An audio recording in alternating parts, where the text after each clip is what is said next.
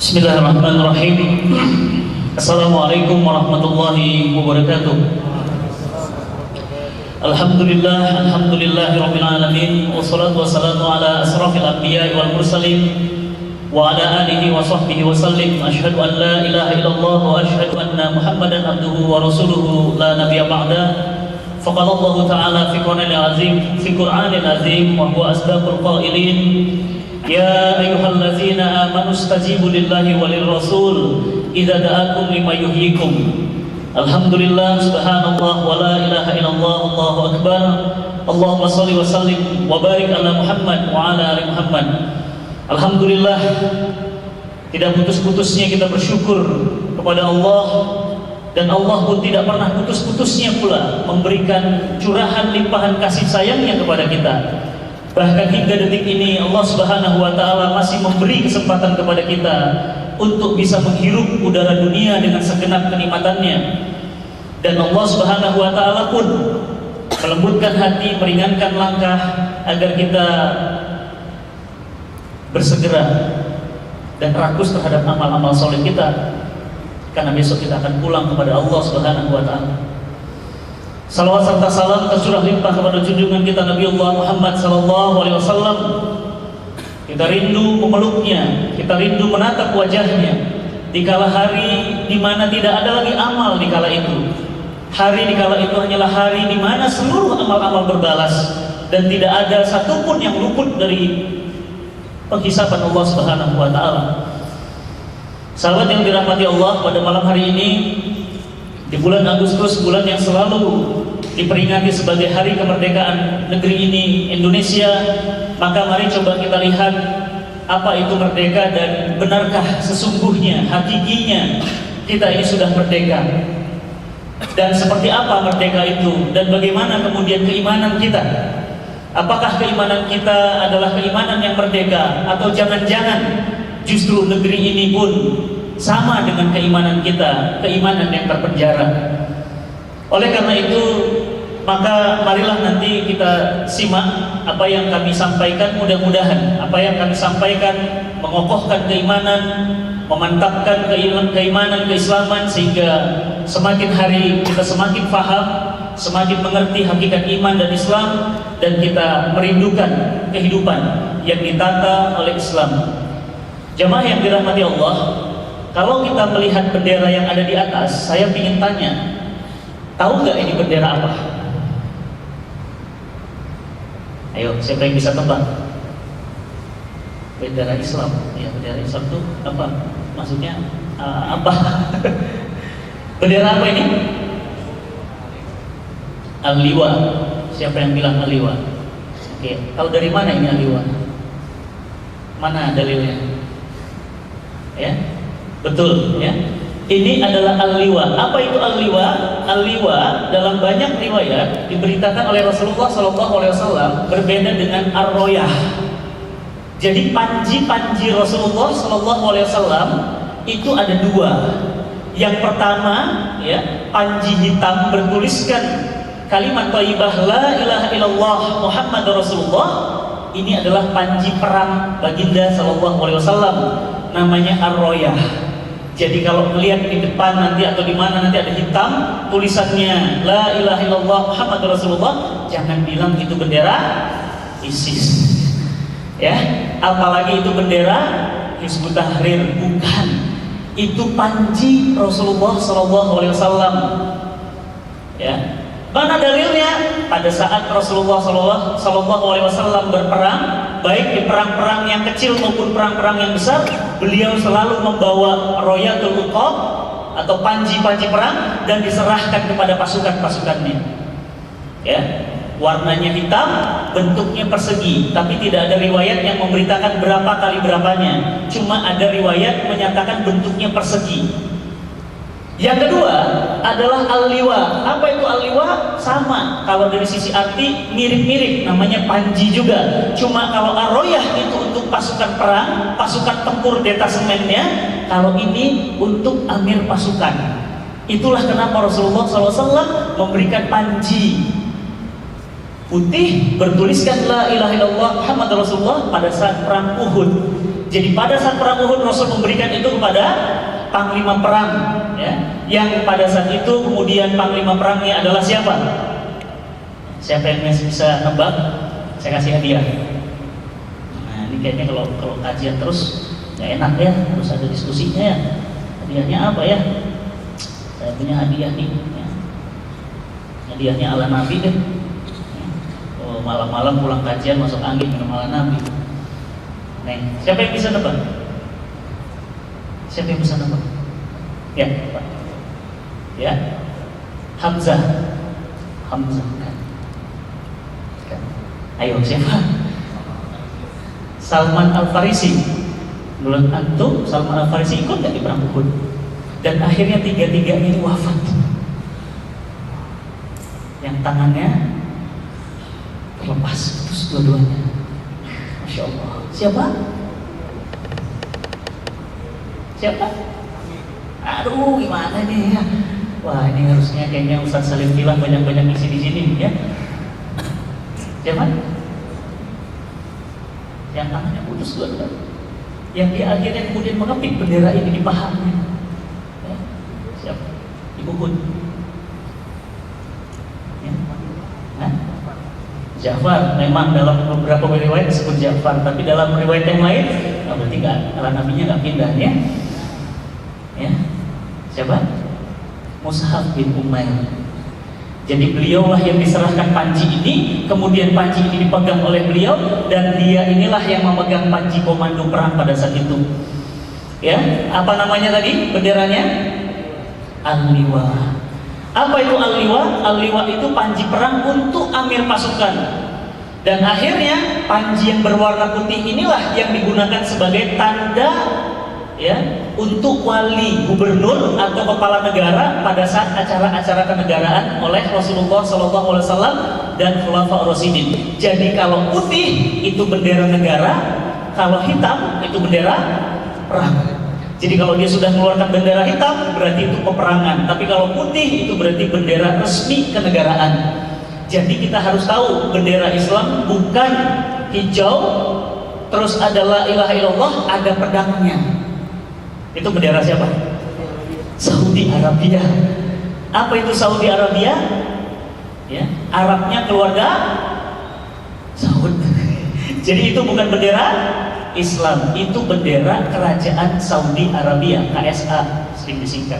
Jadi kalau itu bendera Islam apa? Bendera Islam adalah Ar-Royah dan Al-Liwah. Ustaz, apa hukumnya kalau gitu kita pakai ini? Ya boleh-boleh saja, cuma apa? Hati-hati, dijaga, karena dia kalimat thayyibah, dia nggak boleh masuk tempat-tempat najis, dan kalau terjatuh kita memiliki kewajiban untuk ya mengembalikannya ke tempat yang mulia. Ya, nah saya tidak bahas bendera hari ini, tapi ini menjadi tema besar kita, yakni tentang bendera. Ya, nah nanti kita akan coba bahas juga di kesempatan yang lain. Ya. Jadi kalau kita bilang merdeka, apa itu sebenarnya merdeka? Berbagai macam definisi merdeka, tapi kalau kita lihat definisi merdeka, merdeka di sini saya ambil dari ensiklopedia. Ya, merdeka itu satu bisa bermakna bebas. Ya, merdeka, bebas artinya. Ya. Merdeka, namanya juga merdeka. Ya. Bebas dari apa? Dari perhambaan, penjajahan dan sebagainya. Bahkan juga bebas berdiri sendiri, bebas. Namanya juga merdeka. Makanya kalau saya orang Sumatera, ya sering bilang sama anak saya logatnya itu, wah merdeka kali ya, gitu ya. Ada orang Medan di sini, yang Medan saya kasih hadiah juga. Ada, oh belakang ada orang Medan, nanti pulangnya saya kasih ya. Tapi jangan ngaku-ngaku ya. Nah di Medan itu kalau bilang merdeka kali tahu ya, artinya apa? Bebas banget. Ya.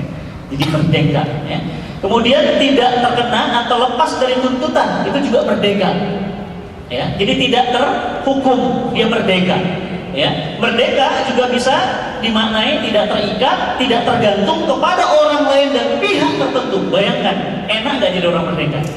Wah, enak banget, nggak tergantung sama siapa-siapa. Ya, hatinya merdeka, badannya merdeka. Mau ngisi pengajian, ya, diundang, ya, dikasih hadiah datang, nggak dikasih hadiah juga datang. Gak ada urusannya dengan Vivian. Kenapa? Hatinya merdeka. Ada yang ngasih hadiah, alhamdulillah. Nggak ada ya sudah. Kenapa? Karena dia merdeka, dia tidak terjajah oleh apapun. Ya. Nah, lantas pertanyaannya, kalau merdeka demikian, apa itu menjajah? Nah, ini definisi yang diambil dari kamus besar ya. Kalau kemudian menjajah, menguasai dan memerintah sebuah negeri atau daerah atau negeri bangsa yang menjajah. Ini menjajah. Jadi menjajah itu menguasai sebuah negeri atau mengatur, mentakdir sebuah negeri. Lantas pertanyaannya, kalau definisinya demikian, pertanyaannya simpel. Apakah benar Indonesia negeri kita yang kita cintai ini, yang tanahnya kita makan, airnya kita minum, bahkan kita wafat dimakamkan di negeri ini insya Allah? Pertanyaannya, benarkah negeri kita ini sudah merdeka? Dalam artian kita sudah bebas dari penjajahan secara fisik, tapi ternyata kita belum bebas benar-benar betul merdeka. Jadi ternyata kalau demikian pertanyaannya, tentu kita bisa jawab, Indonesia penjajahan fisiknya sudah merdeka. Pernah nggak melihat ada orang Belanda megang senjata di sini, terus kita mau sholat, nggak boleh sholat, ada nggak? Enggak, merdeka kita. Mau sholat di sini, mau sholat di sana, mau ikut pengajian di sini, merdeka kita. Kenapa? Karena penjajahan fisiknya sudah tidak ada. Tapi betulkah kita benar-benar merdeka?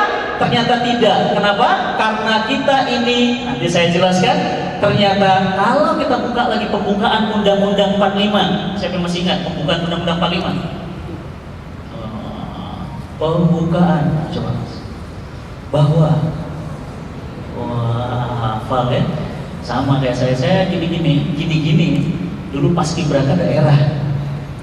Ya, cuma saya kalah tinggi sama siapa yang warga Prancis? Siapa? Gloria. Maksudnya apa? Enggak jadi paskibraka nasional, paskibraka daerah. Jadi saya ikut mengibarkan bendera, dan dulu kalau nyium yang namanya lencana Garuda Pancasila itu bisa nangis banget. Yang namanya bendera merah putih itu kalau dipijak-pijak sama kakak senior, wah itu rasanya wah harga diri saya habis-habisan. Kenapa? Karena saya dididik untuk hafal dan cinta betul yang namanya merah putih dan Garuda Pancasila. Maka nanti coba akan kita bedah seperti apa itu ya. Nah, jadi kalau kita lihat pembukaan Undang-Undang 45 ya, di sini nggak kelihatan teksnya terlalu kecil. Kemudian daripada itu, untuk membentuk ya suatu pemerintahan Indonesia yang satu, melindungi segenap bangsa Indonesia dan seluruh tumpah darah Indonesia, dan untuk memajukan kesejahteraan umum. Betul? Pernah dengar itu ya? Yang pernah sekolah pasti tahu ya. Kemudian apa? Dan untuk memajukan kesejahteraan umum, mencerdaskan kehidupan bangsa, dan ikut melaksanakan ketertiban dunia yang berdasarkan kemerdekaan, perdamaian abadi, dan keadilan sosial. Maka disusunlah kemerdekaan bangsa Indonesia. Ingat ya, catat poin-poin ini. Ini undang-undang dasar. Jadi kalau mau dibilang, ini akidahnya negeri ini. Ini fondasinya negeri ini. Pembukaan Undang-Undang 45, melindungi kesejahteraan umum dan yang lainnya. Maka mari kita lihat apa yang terjadi dengan negeri ini. Melindungi, benarkah negeri ini sudah melindungi warga negerinya atau warga negaranya? Mari kita lihat ya.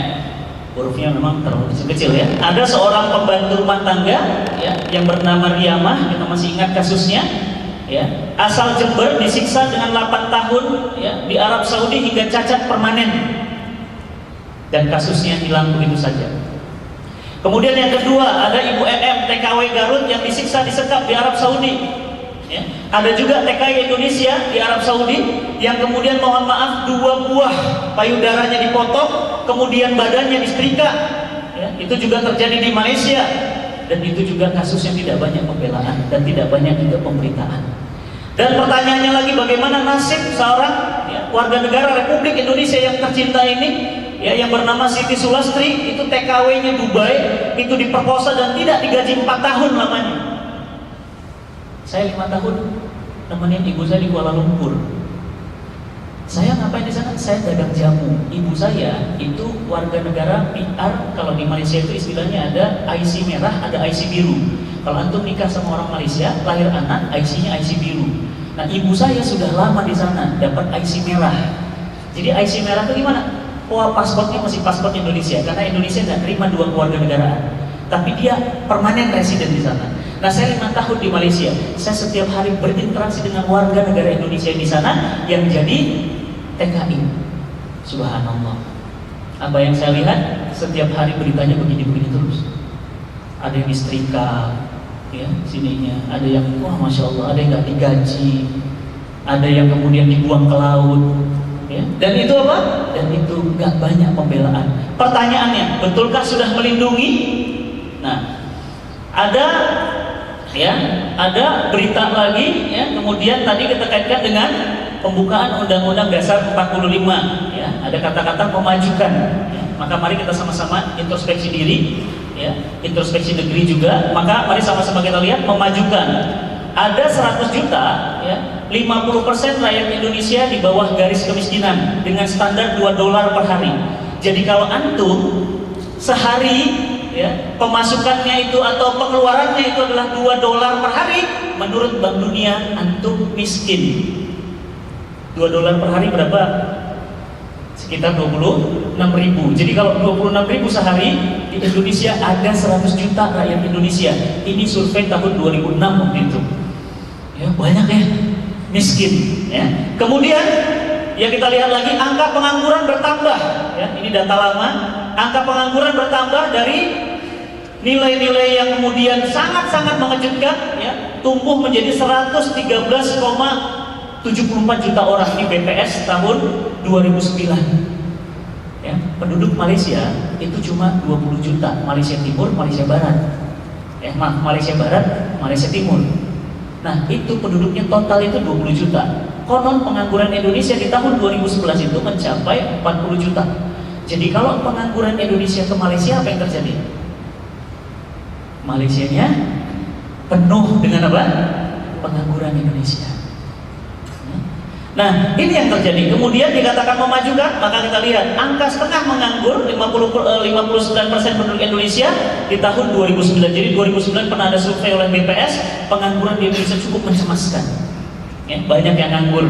Nganggur tuh banyak, Mas. Ada yang nggak punya kerjaan, ada yang ingin gajinya lebih tinggi, ada yang nganggur karena malas, ada yang nganggur, pokoknya nganggur aja, data nganggur. Karena nanti kalau kita belajar nganggur sendiri banyak teori tentang pengangguran, ya. Nah, kita lihat juga potret-potret seperti ini, ya. Kita lihat anak-anak Indonesia di pinggir jalan tertidur, mengemis, ya. Kemudian kita lihat juga yang sekarang lebih kreatif lagi pakai boneka-bonekaan, ya. Tapi intinya minta-minta di situ, ya. Kemudian banyak, ya. Kita lihat ngantri berebut daging kurban, ya. Sebentar lagi di Masjid Istiqlal kita lihat, nauzubillah min dzalik, mudah-mudahan nggak terjadi. Saya ingat 2 tahun lalu itu sampai ada yang meninggal dunia. Kenapa? Berebut daging kurban. Ya, Jepang itu 2 tahun lalu pernah kena tsunami 7,2 skala Richter. Bangunan hancur, mobil hancur, rumah hancur untuk berebut makanan. Ya, nggak pernah di sana. Jadi gimana? Mereka pada saat pembagian makanan mereka antri. Ya, ini berebut daging kurban. Kuponnya bisa dicetak ulang sama mereka. Akhirnya satu rumah bisa dapat 6 sampai 10 kupon. Ya, mudah-mudahan nggak terjadi lagi, ya. Nah, kita lihat juga mencerdaskan, betulkah negeri ini kemudian mencerdaskan kehidupan bangsa? Maka mari kita lihat bagaimana tentang biaya sekolah, bagaimana sekolah yang sudah usang seperti ini banyak di negeri-negeri kita, bagaimana juga kepala rumah tangga atau sekolah sekarang pusing orang tua. Kenapa? Begitu masuk ada uang pembangunan, ada uang praktikum, ada uang ini, uang itu, uang ini, uang itu, belum lagi ganti buku. Kenapa ganti buku? Ganti menteri. Ganti menteri berarti ganti kebijakan. Ganti kebijakan ganti kurikulum. Berarti bukunya baru lagi, semuanya baru lagi. Ya. Pertanyaannya, betulkah mencerdaskan? Maka mari kita lihat data-data seperti ini. Ya, 11,7 juta anak Indonesia putus sekolah. Ini data-data lama. Saya belum ambil data baru lebih serem lagi. Ya. Anak putus sekolah, ini Komnas Perlindungan Anak tahun 2007. Data UNESCO, ini data yang terbaru yang saya ambil. Data UNESCO tahun 2013, baru-baru banget. Indonesia berada di peringkat kedua negara yang usia SMA-nya terbanyak putus sekolah. Jadi sekolah paling tinggi cuma sampai SMA. Pertanyaan saya, kalau orang kuliah hanya sampai sekolah hanya sampai SMA, kira-kira dia jadi apa? Kira-kira jadi apa? Jadi buruh. Jadi buruh gajinya berapa? UMR. Kalau jadi UMR kira-kira bisa sejahtera apa enggak? Enggak. Akhirnya gimana? Dibayar dengan gaji yang murah. Maka bagaimana caranya agar gajinya lebih kecil, bahkan lebih efisien lagi? Diimporlah sekarang tenaga kerja dari Cina. Enggak mintanya banyak, enggak nuntutnya banyak, enggak banyak demo, tapi yang pasti kerjanya beres. Makanya banyak sekarang bangunan-bangunan di Sudirman sudah mulai dibangun oleh tenaga kerja Cina. Sekarang pemerintah, Kementerian Tenaga Kerja bingung kenapa banyak mes-mes Cina di sekitar Jakarta, pinggiran Jakarta. Kenapa? Sudah mulai masuk mereka. Jadi siap-siap yang lulus SMA gajinya rendah bahkan tersisih, bahkan yang lebih parah lagi ngambil tenaga kerja dari luar. Pertanyaannya, inikah mencerdaskan kehidupan bangsa? Yuk kita lihat. Ya. Pertanyaannya lagi, ya, kalau demikian, ya, kalau 58,36% dari 111,47 juta atau 52% angkatan kerja di Indonesia hanya berpendidikan SD, perhatikan baik-baik, setengah pendidikan Indonesia itu pendidikannya SD. Ya, maka susah. Ya, tadi saya barusan ketemu sama teman saya mitra bisnis, ngobrol-ngobrol, apa yang kami temukan? Satu, krisis SDM, susah nyari tim. Jadi nyari tim itu susah. Yang apa? Yang langsung nangkep, yang cerdas. Maka nggak usah heran, negara-negara maju itu fokusnya Malaysia itu sampai 25-30%. Negara-negara lain bahkan 40% dari APBN diposting kemana? Pendidikan. Ya, maka nggak usah heran mereka sekarang maju-maju. Kenapa? Pendidikannya maju, Mas. Rata-rata paling minim itu S2, S3. Maka kalau orang berpendidikan bagus, adabnya bagus, akhlaknya bagus, nggak mau buang sampah sembarangan. Sedikit cerita aja, saya kemarin itu sekitar seminggu lalu atau 2 minggu lalu saya baru pulang dari Jepang. Saya salut banget dengan Jepang. Kemarin ke Australia, saya salut, tapi nggak sesalut dengan Jepang. Kenapa? Di Jepang itu bukan hanya nggak ada sampah, tapi nggak ada tong sampah. Coba aja main nanti di Tokyo, itu ada Shinjuku, ada Shibuya, ada daerah-daerah yang maju banget itu, yang orangnya super sibuk di sana, nggak ada tong sampah. Jadi antum mau buang sampah gimana? Ya udah simpan dulu di tas. Bahkan ada teman saya mau merokok, bayangin siapa yang merokok di sini siap-siap bentar lagi 50.000 per kotak, apa sih namanya? Terbungkus ya. Di sana itu dia bilang apa? Ustaz, bilang sama jamaah Ustaz, kalau mau berhenti merokok, pergilah ke Tokyo. Kenapa? Susah nyari teman yang bisa merokok. Akhirnya gimana? Akhirnya sembunyi-sembunyi. Sembunyi-sembunyi juga gimana? Buangnya nggak sembarangan. Debunya itu ada sengaja beli tempat debu. Bayangin saking bersihnya. Dan hebatnya lagi apa? Di Tokyo, jam 11 siang itu orang sudah aktif, tapi kotanya masih ada suara jangkrik. Coba di Monas cari suara jangkrik. Nggak ada. Kenapa? Jangkrik itu nggak bisa bersuara kalau udaranya nggak bersih dan udaranya nggak aman. Jadi aman dari manusia. Makanya jangkrik masih bisa bunyi di tengah kota termahal di dunia. Bayangkan, keren banget. Kita jangankan jangkrik, ya, semua binatang takut dekat sama kota ini. Takut. Ya, kalau di beberapa negara itu, ya, saya itu lagi makan-makan di taman di Australia, itu burung. Bukan sembarangan burung, tapi apa? Burung kakak tua jambul kuning. Antum yang penggemar burung, tahu harga jambul kuning kakak tua? Bisa rata-rata 12-15 juta. Di Australia itu datang, cek, sambil makan sama kita berbagi gitu. Bahkan kadang-kadang dia hinggap aja di meja makan kita, santai aja. Kenapa? Bersahabat dengan alam. Coba kalau itu di Indonesia, udah bisa nebak sendiri, ya. Apa kata teman saya bilang, Mas, tahu nggak Mas, ini yang jalan depan saya nih, ini namanya kakak tua jambul kuning, ini langka Mas, ini kalau di Indonesia harganya bisa 12 juta, kalau yang bagus, yang udah gede banget, itu bisa 15 juta, saya bilang, kenapa? Karena saya tahu harganya dan saya pingin yang kayak gitu, ya. Ternyata apa kata dia? Ya Ustaz, dasar orang Indonesia juga yang di Australia, apa nih? Kita bawa aja paket 10 biji, kan lumayan, 15 kali 10 berapa? 150 juta, cuma kan gak gampang, tapi itulah kita. Ya, jadi kalau demikian, kenapa? Pendidikan itu penting. Makanya kalau orang berpendidikan enak, nalar materi-materi begini juga. Oh iya, biasa. Kenapa? Otaknya biasa dipakai, nalar gitu. Nggak malas berpikir. Kenapa? Dunia pendidikan. Itulah kenapa negara-negara yang sekarang maju, fokus utama mereka pendidikan. Bagaimana juga Islam mengutamakan pendidikan, ilmu. Tapi sayang, ya, kita pendidikan yang mahal. Nah, kita lihat lagi, sekitar 19,91% berpendidikan SMP, 20,7% setingkat SMA, dan hanya 5,05% perguruan tinggi. Jadi bayangkan, sedikit sekali. Jadi kayak ya, piramid yang atas itu, nah itu S1, S2, PhD yang gitu-gitu, dikit. Boleh disurvei, ini aja ditanyain. Rata-rata pendidikannya apa? Ya. Ustaz Zulkarnain coba nanti buat survei, ya. Buat kuesioner, coba nanti lihat pendidikannya. S1, SMA, STM, semuanya jarang yang PhD, ya, doktoral, jarang sekali. Ya, jadi akhirnya apa? Tenaga kerja Indonesia dibayar murah. Kalau dibayar murah gimana? Bisa sewenang-wenang. Akhirnya gimana? Terjadilah konflik ekonomi terjadi di mana-mana ini. Ya. Nah, oleh karena itu hanya 46,8% yang mampu menyelesaikan pendidikan wajib 6 tahun, ya. Maaf, wajib 9 tahun. Jadi hanya sekitar 46%-nya saja. Dan kita lihat tadi apa katanya? Menjaga ketertiban dunia. Maka kita lihat bagaimana undang-undang kita ini kemudian menjaga ketertiban dunia. Indonesia diam ketika Gaza dibombardir di tahun 2009. Kita rekod datanya. Kemudian apa? Indonesia juga diam ketika Irak diserang habis-habisan di tahun 2003. Padahal Indonesia adalah mayoritas Muslim. Ya. Nah, kita lihat juga ya, ini potret-potret di mana ini? Yang tahu? Di tahanan mana? Guantanamo, ya, yang sebelah ini tuh ada anjing galak. Ini dibiarkan begitu saja, ya, langsung diterkam sampai mati oleh anjing. Bayangkan kalau antum digituin, tangan kaki diikat, tiba-tiba ada anjing galak, gimana perasaan antum? Bisa kebayang ya suasananya, ya. Nah, kemudian apa yang kita bisa catat dari sini? Indonesia juga diam terhadap kasus Guantanamo. Indonesia juga politik luar negerinya diam terhadap kasus-kasus Abu Ghraib.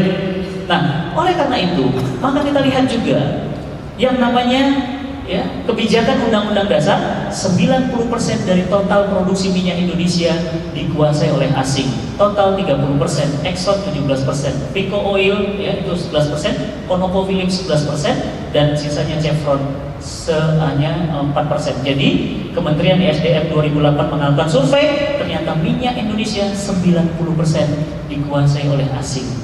Inikah yang namanya menjaga ketertiban bangsa untuk kesejahteraan umum? Saya nggak bilang, silahkan jawab sendiri. Ya, bahkan apa? Lihat ini data-datanya. Saat ini hampir tidak ada satupun kegiatan di Indonesia yang tidak di bawah kecengkraman asing. Bahkan 44 BUMN itu dijual ke pihak asing. Itu bukan kata saya, kata Pak Amin Rais tahun 2008. Bahkan baru-baru ini jenderal kita sendiri yang kita banggakan. Siapa? Bapak Ria Mizar Yakudu. Apa kata beliau? Indonesia sedang di bawah cengkraman asing. Barat itu tahu bagaimana menguasai Indonesia tanpa harus menggunakan senjata. Istilahnya apa sekarang? Proxy war. Jadi perang nggak pakai senjata, tapi tiba-tiba habis saja asetnya. Dah gitu. Lebih canggih lagi mas. Kalau zaman dulu perang pakai samurai, zaman dulu perang pakai pedang. Yang terbaru, strategi perang terbaru sekarang proxy war. Jadi nggak ada perang sebenarnya, aman-aman aja. Tapi tiba-tiba emas antum habis, emas antum kering gitu, minyak antum kering. Jepang itu nggak punya minyak seliter pun, bayangin. Tapi dia bisa ekspor minyak, keren kan? Dia nggak punya minyak, seliter aja pun dia nggak punya minyak. Ya, saya tanya sama di sana itu, dia bilang kami nggak punya minyak, 1 liter pun tanah kami nggak punya minyak. Tapi apa? Dia bisa ekspor minyak. Bagaimana dengan negeri ini yang masuk 5 besar negeri terkaya minyaknya? Justru impor kepada siapa? Singapura. Harus tahu data-data seperti itu. Impor minyak ke Singapura. Ya. Jadi ini yang terjadi ya.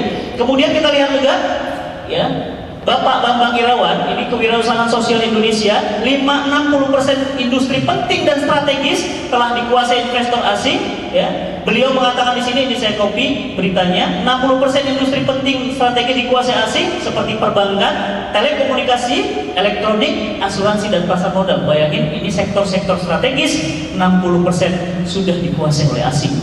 Nih, mohon maaf, ya, kalau diketik di situ, yang keluar pertama kali paling banyak di Indonesia. Ini statistik publik. Ya. Baru kemudian nomor 2 itu, ini Malaysia, Singapura, Filipina dan seterusnya. Ya. Berdasarkan region, berdasarkan kota, Jakarta paling banyak. Yang mengakses video-video atau tayangan-tayangan porno Indonesia di Jakarta. Kemudian kita lihat lagi di sini, ya, bahasa Indonesia juga nomor 1. Ya, ini fakta. Kita nggak bisa ngomong apa-apa. Ini fakta. Ya. Nah, oleh karena itu kita lihat juga tahun 2005 lalu pemerintah daerah menyumbangkan 100 juta untuk penyelenggaraan kontes waria. Masih ingat nggak? Ya, ini Ustadz Adian Husaini yang mengumpulkan data. Bahkan 2013 masih ingat? Pemerintah mengeluarkan dana 2 miliar untuk PKN. Masih ingat PKN? Orang Indonesia daya ingatnya pendek sih ya. Tahu PKN? Pekan Kondom Nasional. Itu dibiayai 2 miliar. Caranya gimana? Bagi-bagiin kondom ke sekolah-sekolah, ke kampus-kampus. Satu mahasiswa bisa dapat 3. Yang satu dibawa balon, yang 2 bingung mau diapain. Akhirnya dia bilang apa? Yang lagi ada di kosan nggak? Ada ini, cobain ini apa nih? Nggak tahu nih, cobain yuk. Terjadilah perzinahan. Maka kemarin masyarakat ya ngamuk besar-besaran, PKN dihentikan. Tapi gelontorin dana 2 miliar. Ya. Nah, untuk kontes bencong dibiayain. Tapi untuk Majelis Ulama Indonesia dicabut subsidinya. Sudah dengar ya? Majelis Ulama, para asatid, ulama-ulama kita sekarang nggak punya energi untuk dakwah. Kenapa? Dicabut subsidi. Ya, karena sudah mulai masuk waktu Isya, nanti kita batasi. Kemudian hutan di Indonesia menghasilkan 80 triliun setiap tahunnya, 17% masuk ke kas negara, sisanya masuk ke kantong HPH. Ini data-data semua yang mencerminkan bagaimana negeri ini dikelola. Betulkah sudah sesuai dengan undang-undang dasar negeri ini, atau justru jauh dari spirit kemerdekaan? Maka insya Allah nanti setelah sholat Isya kita akan lihat, dan kita akan lihat bagaimana dalam Islam kemerdekaan seperti apa yang diinginkan oleh Islam. Kalau betul Islam itu mengajarkan prinsip kemerdekaan, kemerdekaan yang seperti apa, dan mana contohnya dari Rasulullah SAW, nanti akan kita lihat. Jadi kita bedah faktanya dulu di pertemuan pertama sebelum Isya. Semoga bermanfaat. Assalamualaikum warahmatullahi wabarakatuh. Baik, bismillahirrahmanirrahim. Kita tadi sudah sampai kepada kesimpulan bahwa 71 tahun ya, umur negeri ini, dan kalau mengikuti ya, pembukaan dari undang-undang dasar yang merupakan fundamen dari negeri ini, rasanya negeri ini, kita termasuk saya, ini jauh dari yang namanya merdeka. Kita lihat juga data berikut ini ya. Misalnya kita lihat data berikut ini.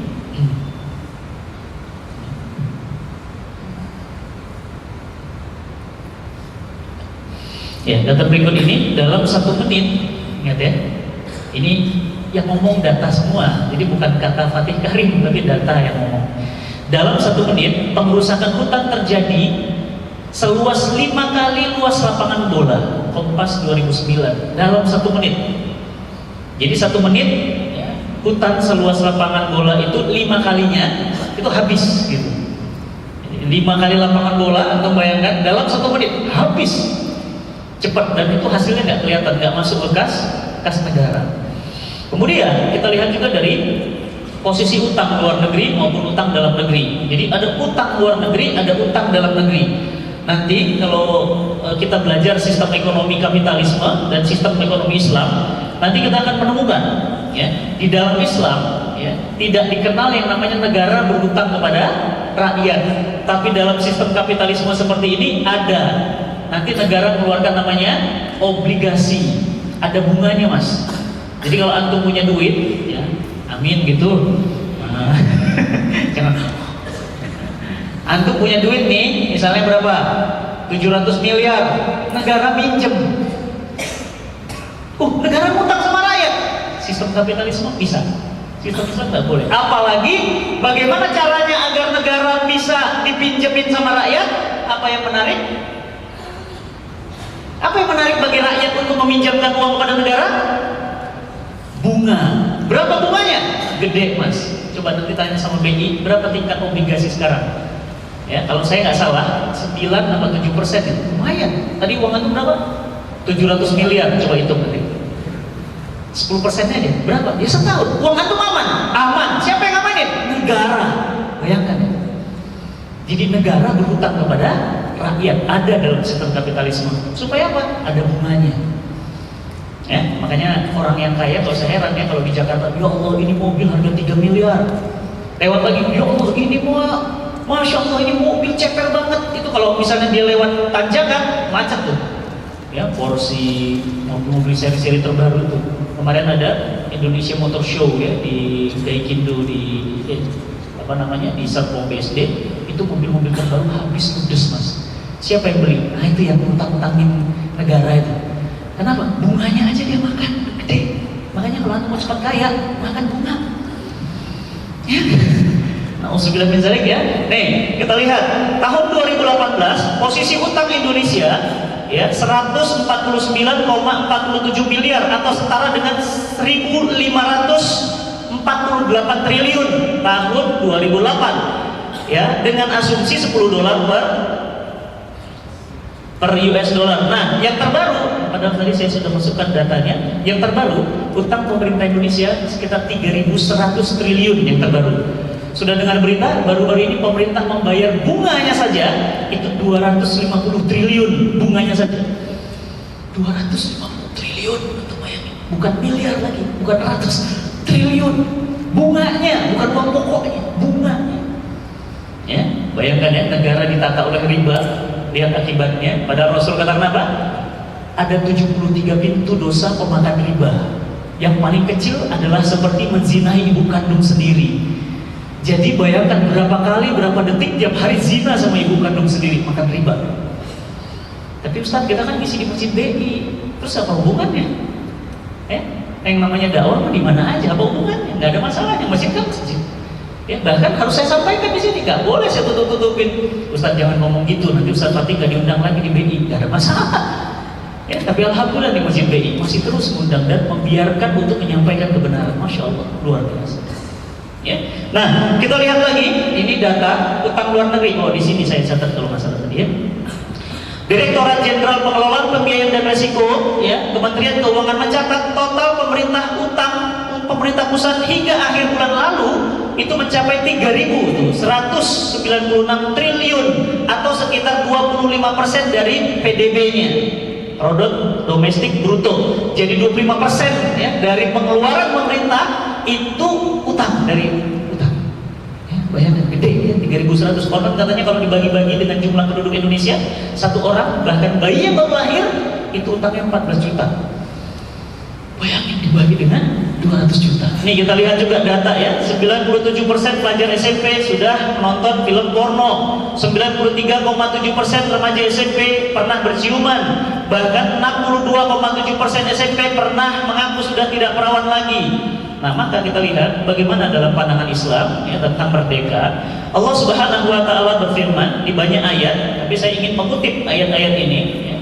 Dan tidak layak bagi seorang mukmin membunuh seorang mukmin yang lain kecuali dia tersalah atau tidak sengaja, dan barang siapa yang membunuh seorang mukmin karena tersalah, hendaklah dia memerdekakan. Saya tebalkan di sana. Ya, tahrir, dia membebaskan ya, memerdekakan seorang budak yang beriman. Lihat lagi ayat yang lainnya. Ya. Allah Subhanahu wa taala berfirman, orang-orang yang menzihar istri mereka, kemudian mereka hendak menarik kembali apa yang mereka ucapkan, maka wajib atas mereka memerdekakan lagi ya, seorang budak. Ya, banyak ayat-ayat di Quran itu memerdekakan budak, memerdekakan. Nah, kita lihat lagi ayat yang lain, misalnya, maka kafarah ya, denda bagi orang yang melanggar sumpah adalah memberi makan 10 orang miskin, yaitu makanan yang biasa kamu berikan kepada keluargamu, atau memberikan pakaian kepada mereka, atau memerdekakan ya, seorang budak. Nah, dan kita lihat juga ya ayyuhalladzina amanu ya kutiba alaikumul qisas bil qatl. Jadi Allah Subhanahu wa taala berfirman, orang-orang beriman wajib kepada kamu hukum qisas bagi yang bunuh dengan yang dibunuh, orang merdeka dengan orang merdeka, hamba dengan hamba, wanita dengan wanita. Ini juga ayat yang menjelaskan tentang al-hur ya, bil-hur ya. Di sini jelas sekali al-hurru bil-hur ya, jelas sekali. Kemudian Allah Subhanahu wa taala menjelaskan juga ya, kesimpulan dari semua, maka kita simpulkan ayat-ayat tadi Allah senantiasa mengkaitkan kemerdekaan dengan pembebasan budak dari cengkraman majikannya. Apa hubungannya? Maka kita lihat lagi ya. Allah Subhanahu wa taala ya, ingin mengkaitkan ya, antara merdeka dalam Al-Quran itu bisa difahami bahwa lepasnya manusia dari cengkraman penghambaan dengan sesama manusia kepada penghambaan kepada Allah. Jadi nggak boleh budak. Ya, jadi hukum perbudakan itu dihapus oleh Islam selama-lamanya, abadan.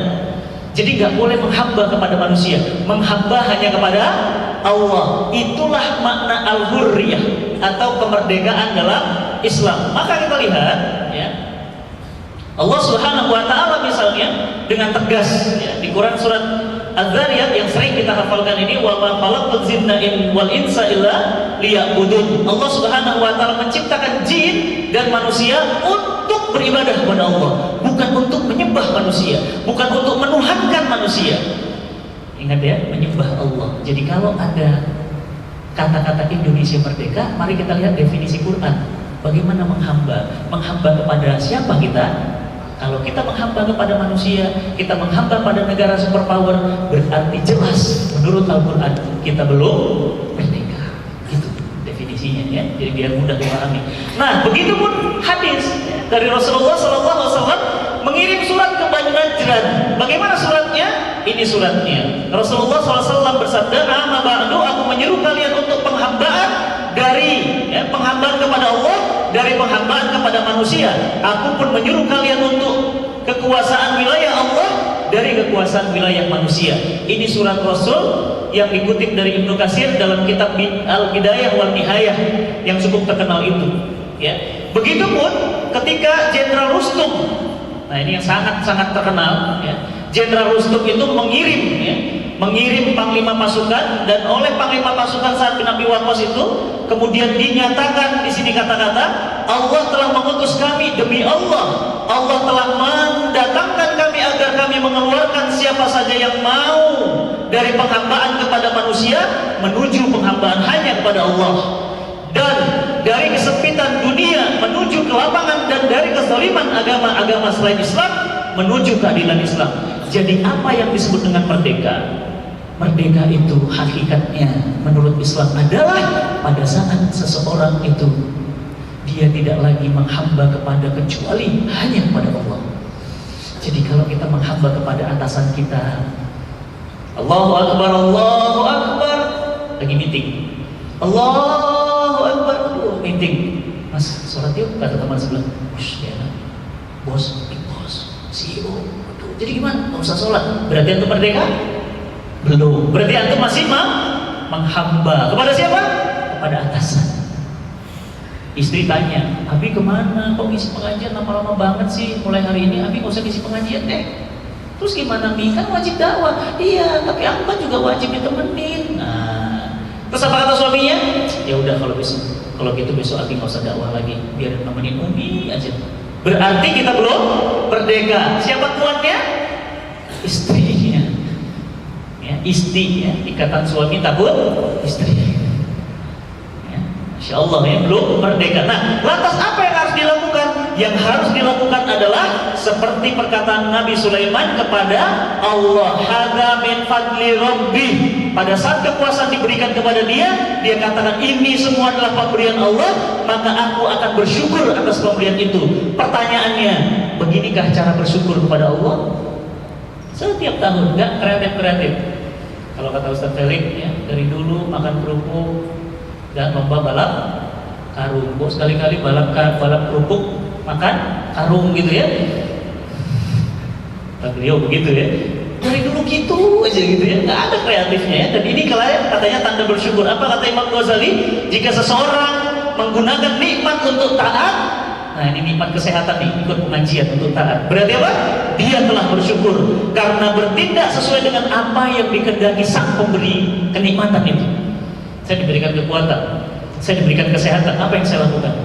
Ngisi kajian, habiskan waktu. Ya, sampai kemarin ada teman mau tamu, Ustaz, kita mau main ke rumah, kapan ada di rumah? Aduh Mas, jangankan antum mau ketemu, istri saja susah mau ketemu. Ya, sama-sama di Bogor, mau ketemu coba susah, harus makan pagi, sarapan pagi jam 6 baru ketemu. Kenapa? Pokoknya habisin aja Mas, mumpung lagi muda nih. Ya, habisin aja, mumpung lagi muda. Kalau mati di jalan Allah, enak. Ya, mumpung lagi muda, antum pada seger-seger tuh sehat-sehat. Ya, jam segini mah belum malam, sampai jam 4 mau nggak nih? Masih muda ya. Nah, jadi ya, taubatan nasuha inilah yang harus dilakukan ya. Nah, kita sadar bahwa kemerdekaan ini ternoda oleh virus yang disebut dengan sekularisme. Apa itu sekularisme? Sekularisme adalah menghambakan manusia kepada manusia dan mencampakkan Allah dari kekuasaan dan kedaulatannya. Inilah yang disebut penghambaan manusia kepada manusia. Manusia zaman sekarang tidak lagi menyembah Allah, tapi menyembah manusia. Kenapa? Karena ada sekelompok manusia yang dia duduk bersama, mereka membuat hukum untuk mengatur manusia dan mencampakkan Rabbul Alamin, dan dia Rabbul Alamin ini Al-Mudabbir dicampakkan, tidak lagi membuat hukum untuk manusia. Siapa mereka? Mereka adalah orang-orang yang mengatakan dirinya wakil-wakil rakyat. Mereka berdaulat atas undang-undang. Mereka bisa membuat undang-undang, ini halal, ini haram, ini porno, ini enggak porno, ini boleh homer, ini tidak boleh homer. Mereka sudah menjadi Tuhan baru atas manusia. Inilah kemerdekaan yang sesungguhnya semu yang kita dapatkan. Jadi Ustaz, kalau begitu harusnya kita menyembah Allah, tapi berarti dalam undang-undang juga Allah mengatur undang-undang. Inilah yang seharusnya. Jadi Ustaz, kalau begitu kita masih jauh dari kemerdekaan. Silahkan jawab sendiri. Kapan kita akan merdeka? Ketika tidak ada lagi Tuhan kecuali Allah, bukan hanya di masjid, tapi di parlemen, tapi di kantor, tapi di bisnis, tapi di rumah tangga. Semuanya Allah, Allah, Allah, Allah. Gak ada takutnya kecuali dengan Allah. Tidak ada takutnya kecuali hanya kepada Allah, dan tidak ada rasa harap, khauf wa roja kecuali hanya kepada Allah. Itu baru merdeka namanya. Mau sholat ya sholat aja. Jangan bro, nanti lu dipecat. Wah, belum merdeka lu. Nah itu aja, itu kesimpulannya. Ya, mau pakai jilbab. Ya. Ada seorang pramugari pesawat terbang maskapai Indonesia mau pakai jilbab. Begitu saya tanya, loh Pak, tadi kayaknya di pesawat nggak pakai, sekarang kok pakai? Iya Pak, kan nggak boleh. Berarti belum merdeka, masih terjajah. Kenapa? Belum menghambakan diri kepada Allah. Gitu, paham ya? Nah, oleh karena itu, ya, apa itu menjadikan tandingan-tandingan selain Allah dan di antara manusia? Ya, ini perhatikan baik-baik ayatnya. Ada orang-orang yang menyembah tandingan-tandingan selain Allah. Mereka mencintai sebagaimana mereka mencintai Allah. Adapun orang-orang beriman amat sangat besar cintanya kepada Allah. Dan jika seandainya orang-orang berbuat zalim itu mengetahui ketika mereka melihat siksa bahwa kekuatan itu kepunyaan Allah semuanya, dan bahwa Allah amat berat siksanya. Lihat ayat lanjutannya, yaitu ketika orang-orang itu diikuti dan berlepas diri dari orang-orang yang mengikutinya, mereka melihat siksa, dan ketika hubungan mereka antara mereka terputus sama sekali, dan berkatalah orang yang mengikutinya, seandainya kami kembali ke dunia, pasti kami akan berlepas diri dari mereka, dan sebagaimana melepas diri dari diri kami, demikianlah Allah memperlihatkan tanda-tanda kepada mereka atas amal perbuatan mereka yang menjadi sesalan kepada mereka. Ayat ini, ya, Al-Baqarah 165, itu menceritakan tentang bagaimana menyesalnya orang yang menjadikan ada Tuhan selain Allah. Andai kembalikan ke bumi, tentu kami tidak akan pernah mengikuti mereka. Siapa mereka? Mereka yang menjadikan berhala-berhala selain Allah sebagai Tuhannya. Nah, oleh karena itu, kalau demikian, maka kemerdekaan hakiki adalah menjadikan Allah sebagai Rob, pemilik kedaulatan satu-satunya. Jadi kalau kita ngaji akidah, ini namanya apa? Tauhid rububiyah, tauhid uluhiyah. Inilah tauhid rububiyah dan uluhiyah itu apa? Menjadikan Allah sebagai kedaulatan utama. Allah lah yang berhak membuat hukum. Apa kata Allah? Innil hukmu, di Quran surat Al-An'am dikatakan innil hukmu illa lillah. Menetapkan hukum itu haknya Allah, jangan diambil mas, nggak boleh. Berarti Ustaz, kalau begitu sistem parlemen itu nggak Islami? Jawab sendiri, siapa yang nyusun sistem parlemen? Dalam Islam nggak ada parlemen mas. Nanti ya, kapan-kapan nanti ada rencana saya membuat sistem kajian sistem pemerintahan Islam, biar kita tahu sistem pemerintahan Islam. Nanti ada guru saya, Ustaz Farid Wazdi, pakar politik pemerintahan Islam. Nanti kita akan belajar struktur pemerintahan dalam Islam. Bandingin dengan sistem pemerintahan dalam sistem republik, jauh beda. Nanti dalam sistem pemerintahan Islam nggak ada MPR DPR mas. MPR DPR itu nggak dalam Islam. Itu dalam mana? Sistem Yunani demokrasi. Makanya ada kedaulatan di tangan rakyat, dijalankan sepenuhnya oleh KTR. Dalam Islam nggak ada. Nanti kalau belajar lebih dalam ya, insya Allah kapan-kapan kita akan ketemu untuk belajar lebih dalam ya. Nah, jadi penghambaan total hanya kepada Allah dan bukan kepada manusia. Maka di malam ini saya pesankan kepada kita semua, tinggalkanlah semua panji-panji yang menyeru kepada nasionalisme. Ustadz gak cinta sama Indonesia? Banget mas, saya cinta banget. Bahkan saya rela mati untuk Indonesia dalam artian negeri. Kenapa? Sebagaimana Rasul cinta kepada Mekah, sebagaimana Rasul cinta kepada Madinah. Makanya boleh antum pakai nama Hamzah Al-Maidani. Loh, kenapa? Karena lahir di Medan, Ustaz. Boleh. Ya. Apalagi misalnya ada Ustaz di mana tuh ya? Ustaz Farid Al-Minangkabawi. Kenapa pakai nama begitu? Karena dia asli Minangkabau. Ada Ustaz siapa lagi yang terkenal misalnya pakai nama daerah biasanya? Ada yang terkenal?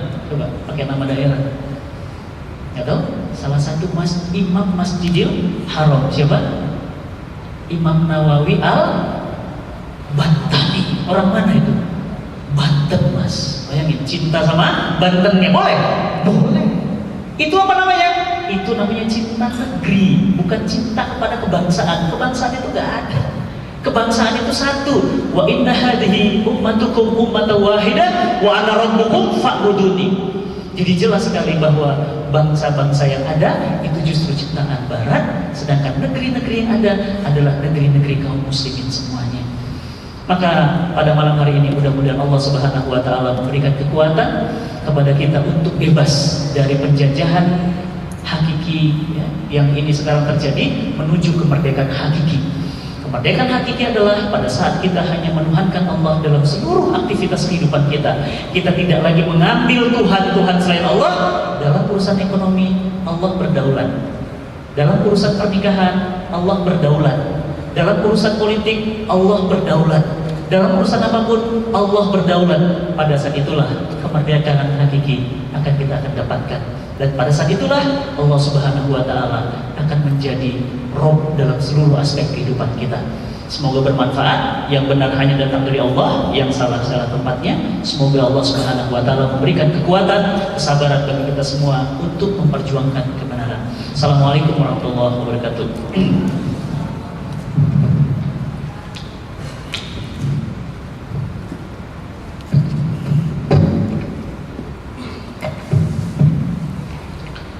Kalau ada kesempatan tanya jawab, ya nanti yang bertanya atau yang menjawab, insya Allah ada hadiah. Hadiahnya apa? Nanti kita lihat.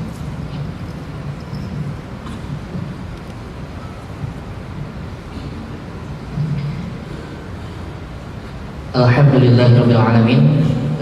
Telah bersama kita simak kajian pada malam hari ini, Merdeka Negeriku, Merdeka Imanku. Dan seperti tadi sudah dijanjikan akan segera masuk ke dalam sesi diskusi atau tanya jawab, dan sudah masuk beberapa pertanyaan ke nomor WhatsApp 0857 206499. Nah, dalam rangka memerdekakan negeri ini dari buta aksara Quran, untuk itulah di Cipta Quran telah menggagas apa yang kita sebut dengan metode tahrir. Dengan metode tahrir, alhamdulillah telah lebih dari 10.000 kaum muslimin merasakan manfaatnya. Dan untuk itu kami juga menggagas inovasi baru. Pernah disampaikan di sini juga oleh Ustaz Fatih Karim bahwa program ini juga didukung oleh Ustaz Yusuf Mansur, yaitu diluncurkannya apa yang kami sebut dengan nama Cinta Quran Virtual. Nah, ini sudah ada contohnya di depan. Dan bagi sahabat Cinta Quran sekalian yang ingin mendapatkan DVD Cinta Quran Virtual ini, kami persilahkan bisa nanti didapatkan di meja registrasi yang ada di depan. Cinta Quran Virtual ini merupakan aplikasi pertama yang berbasiskan teknologi dan teknik membaca Al-Quran.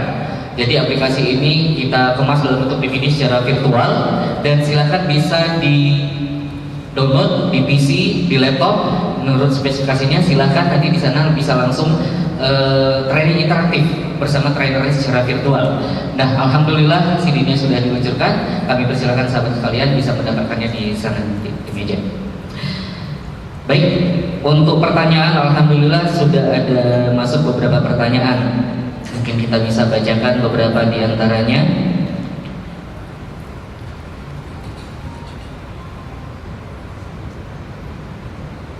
Assalamualaikum warahmatullahi wabarakatuh, Ustaz.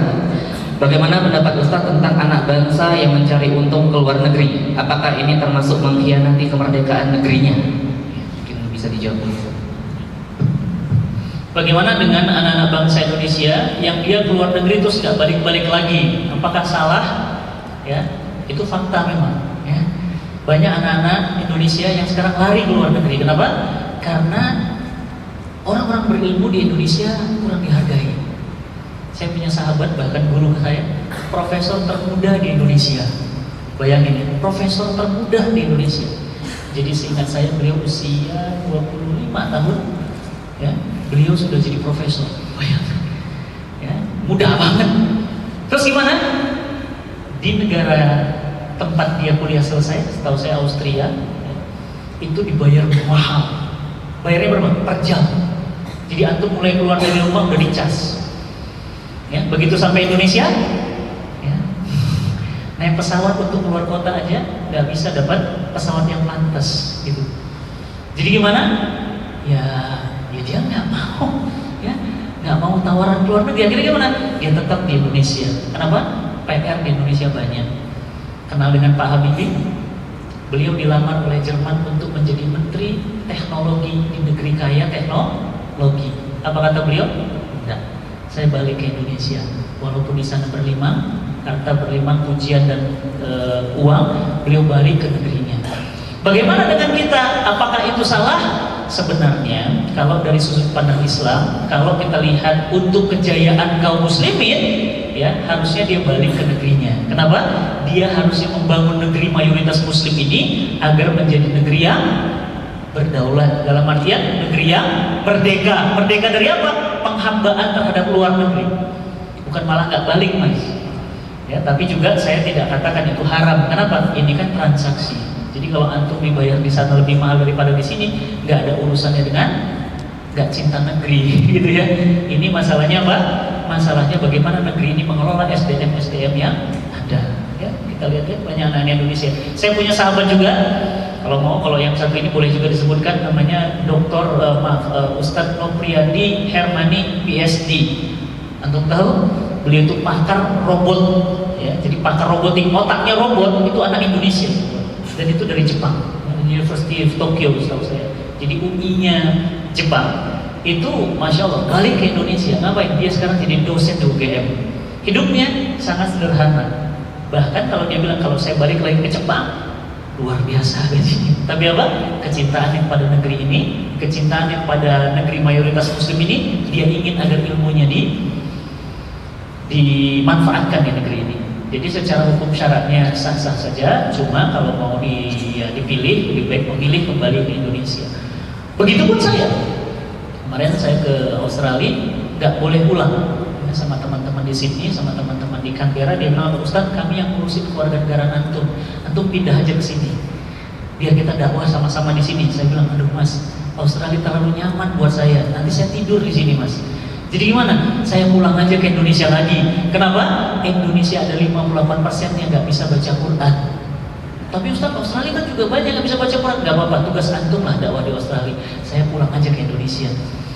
Ya, kenapa? Karena Indonesia ini adalah lahan berperang, lahan bertempur, lahan berjuang yang luas. Ya, jadi boleh-boleh saja, silahkan saja memilih. Kalau saya sih lebih pilih balik ke Indonesia. Allah alam, insyaallah. Iya, kemudian ini ada beberapa pertanyaan yang senada, maka kita satukan.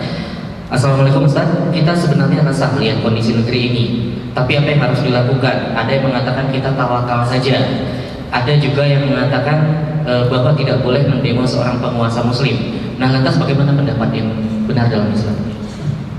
Justru karena kita cinta kepada negeri ini, apa yang harus kita lakukan karena kita cinta kepada negeri ini? Apa coba yang antum harus lakukan? Ya. Menyelamatkan negeri ini dari liberalisme. Apa itu liberalisme? Mengambil alih semua kepemilikan negeri ini, bukan hanya diberi kepada asing, tapi sekarang diberi juga kepada asing. Paham nggak? Jadi bukan asing aja dikasih sekarang, asing juga. Nah, bagaimana caranya? Antum harus menyelamatkan aset-aset negeri ini. Contohnya gimana? Nih, ketika ada Freeport, antum cerita, gak boleh tuh, dalam Islam itu hadisnya begini, itu milik umum, nggak boleh diswastanisasi, apalagi diserahkan kepada asing. Keluar dalilnya, wa may yaj'alullahu lil kafirina 'alal mu'minina sabila, jelas kan? Nggak boleh diem. Jadi gimana? Jaga asetnya. Ya, cinta sama Indonesia, siapa bilang nggak cinta? Cinta banget. Justru karena cinta yang besar itulah mengingatkan penguasa. Jadi jangan bilang bahwa oh nggak boleh tuh kritik pemerintah, itu Ustaz Fatih itu sering kritik. Saya nggak pernah kritik pemerintah, justru saya sayang sama pemerintah karena seorang pemerintah sekarang masih seorang muslim. Apa kata Rasul dalam sebuah yang dibuatkan At-Tirmizi, juga Imam Ahmad juga ada meriwayatkan itu. Apa kata Rasulullah? Ya, Rasulullah SAW bersabda, Sayyidu suhada'u Hamzah rajulun qoma ila imamin jair fanasahahu faqatalahu. Sayyidu suhada, penghulu para suhada. Jadi ini suhada nih, ini penghulu para suhada adalah Hamzah bin Abdul Muthalib. Siapa beliau? Paman Rasulullah SAW. Dan siapa mereka? Laki-laki atau seseorang, terjemahannya di situ, yang berhadapan dengan penguasa, lalu dia menasehati penguasa itu, Pak, jangan dijual Pak asing. Masa Indosat dikasih sama, masa Telkomsel dikasih sama Temasek Pak? Gitu loh. Pak, itu kan milik kita Pak. Bapak cinta nggak sama negeri ini? Itu ngingetin. Apa kata penguasa ini? Lalu penguasa ini membunuhnya. Lalu kemudian dia pahalanya setara dengan bukan suhada, panglima para suhada. Wah, berarti pahalanya besar. Ya Ustaz, tapi kan nggak dengan di jalan-jalan gitu. Ya kan harus ketemu berdua. Kapan antum bisa ketemu berdua? Emangnya antum sepupunya Pak Jokowi? Bisa makan malam bareng, ngingetin, Pak, janganlah, itu kan punya Allah, itu aset kita Pak, kenapa dijual? Ya nggak bisa. Jadi gimana? Antum terserah kalau di sosial media. Tapi nggak boleh dengan kata-kata yang menghina. Contoh apa? Dipakein baret, mukanya dicompang-campingin, nggak boleh. Itu menghina, itu dosa. Jadi gimana? Ingatkan amalnya sesuai dengan Islam atau enggak. Kemudian apa?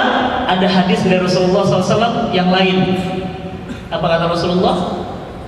Siapa yang ingat hadisnya? Antum ingat nggak hadisnya? Tadi Sayyidu Suhada wa Hamzah rajulun qama ila imamin jair fanasahahu faqatalahu. Satu lagi. Dia yang ingetin. Afdhul jihad kalimatil haq inda sultanin jair. Jihad, ini jihad. Yang paling afdol adalah mengucapkan kalimat yang hak di depan penguasa yang zalim. Pak, kok dinaikin sih harga pajak Pak? Dalam Islam kan pajak nggak ada. Nih lihat dalilnya. Barang siapa yang memungut pajak maka dia di neraka. Ini kata Rasul kita Pak. Diingatkan apa? Taruhlah yang paling parah itu dibunuh, gitu ya. Dikatakan apa di situ? Afdolu jihad. Jihad yang paling afdol. Jadi dalil mana yang mengatakan kita nggak boleh ingatkan penguasa? Boleh. Wah, sangat boleh. Ya. Ustadz Salim Fillah itu pernah ngirim surat kepada JK, dibaca. Kenapa? Ya ada jalurnya. Ustadz Arifin Ilham itu pernah membuat surat panjang kepada siapa? Waktu itu pada zaman Pak SBY, dikirim. Dan setahu saya katanya dibaca. Saya nggak punya akses, antum punya akses nggak? Ya bisa, kenapa? Nggak didengar. Jadi gimana? Ya pakai sosial media, pakai tausiah ini kan direkam, ditonton, di viral. Ya mudah-mudahan sampai. Ya, jadi nggak ada larangan ya. Silakan. Ya, ini mungkin pertanyaan penutup karena sebenarnya masih banyak masuk pertanyaan lagi. Insya Allah kita jawab di lain kesempatan. Assalamualaikum Ustaz. Tadi dikatakan pemerintah Indonesia berhutang kepada rakyatnya. Mungkin bisa dijelaskan secara singkat apa saja pemasukan negara dalam Islam selain dari pajak? Ya.